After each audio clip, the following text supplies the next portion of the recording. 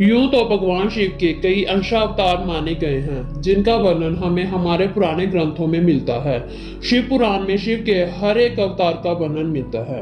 उनकी हर एक अवतार की हमारे इतिहास में विशेष भूमिका रही है, लेकिन आज हम केवल 3 उन अवतारों की बात करेंगे जिनकी बल, शक्ति, पराक्रम की कोई सीमा न थी। इस रोचक वीडियो को अंत तक जरूर देखें। धार्मिक सोच विचार चैनल में आपका स्वागत है।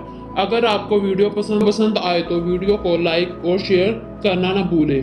चैनल को सब्सक्राइब कर लें ताकि नई से नई धार्मिक वीडियो सबसे पहले आप तक पहुंच सके। काल भैरव। शिव महापुराण के श्री सतरुद्र अवतार अध्याय 8 के अनुसार जब एक समय ब्रह्मा ने कटाक्ष करते हुए शिव को जब कटु शब्द कहे तो उन वचनों को सुनकर भगवान शिव को क्रोध आ गया। उनके क्रोध से तत्काल ही एक पुरुष उत्पन्न हुआ जिसका नाम भैरव था। भगवान शिव ने उसे आदेश देते हुए कहा कि हे काल राज, तुम साक्षात काल के समान हो, इसीलिए आज से तुम जगत में काल भैरव के नाम से विख्यात होंगे। तुम ब्रह्मा का गर्व नष्ट करो और इस संसार का पालन करो। आज से मैं तुम्हें काशीपुरी का आदिपद प्रदान करता हूँ। वहां के पापियों को दंड देना तुम्हारा ही कार्य होगा। भगवान शिव के इस आदेश से भैरव ने प्रसन्न होकर ग्रहण कर लिया। तत्पश्चात उन्होंने अपनी बाईं उंगली के अग्रभाग से ब्रह्मा जी का 5वां सिर काट दिया। ये देख ब्रह्मा जी भयभीत होकर शत्रु दिए का पाठ करने लगे। ब्रह्मा जी को शिव जी का अपमान करने पर अत्यंत पश्चाताप हुआ। भगवान शिव ने भी उन्हें माफ कर दिया। तब भगवान शिव ने काल भैरव को आदेश दिया कि सदा भगवान ब्रह्मा और भगवान विष्णु जी का आदर करें, पापियों को दंड प्रदान करें। वीरभद्र। माता सती ने जब अपने प्राणों को आहुति दी थी, उस समय भगवान शिव ने दक्ष प्रजा के यज्ञ के नष्ट करने का प्रयास किया। उन्होंने वहीं पर अपनी जटा को निकालकर धरती पर पटक दिया, जिससे महाबली वीरभद्र उत्पन्न हुए। दूसरी जटा से भगवान शिव ने भद्रकाली को उत्पन्न किया, जो बहुत ही भयंकर दिखाई देती थी।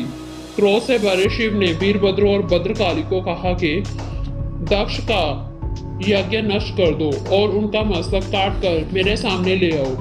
यदि कोई देवता, गंधर्व और अन्य कोई तुम्हारा सामना करने के लिए प्रस्तुत हो, उसे भी वहीं पर भस्म कर डालना। वीरभद्र और भद्रकाली ने यहाँ पर यज्ञ हो रहा था वहां के बाहरी इलाके का तहस नहस कर दिया।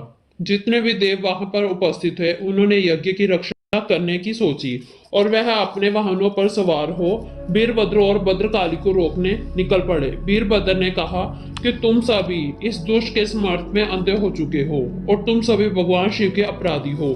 वीरभद्र ने वहां पर सभी कुछ नष्ट करना शुरू कर दिया। वीरभद्र ने सबों को पराजित कर दक्ष का सिर काट दिया।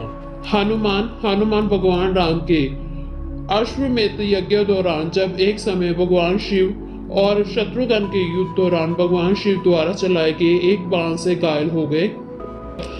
शत्रुघ्न जब मूर्छित होकर गिर पड़े, उन्हें देखकर स्वयं हनुमान भगवान शिव से युद्ध करने को तैयार हो गए और वहां भगवान हनुमान जी शिव से बोले, रुद्र, आप भगवान राम के भक्त का वध करने के लिए उदित होकर धर्म के प्रतिकूल आचरण कर रहे हो। मैंने तो वैदिक ऋषियों के मुख से सुना है कि आप सदैव रघुनाथ जी का स्मरण करते हो, पर यह सभी बातें झूठी साबित हुई है, इसलिए मैं आपसे युद्ध करूंगा। भगवान शिव बोले, कपिश श्रेष्ठ, तुम वीरों में प्रधान हो, तुमने जो कहा है वह सत्य है, किंतु मेरा भक्त वीरमणि अश्व को ले आया है और उस अश्व के रक्षक शत्रुघ्न ऊपर चढ़ आए हैं। वीरमणि का भक्ति के वशीभूत होकर मैं उसकी रक्षा के लिए आया हूँ।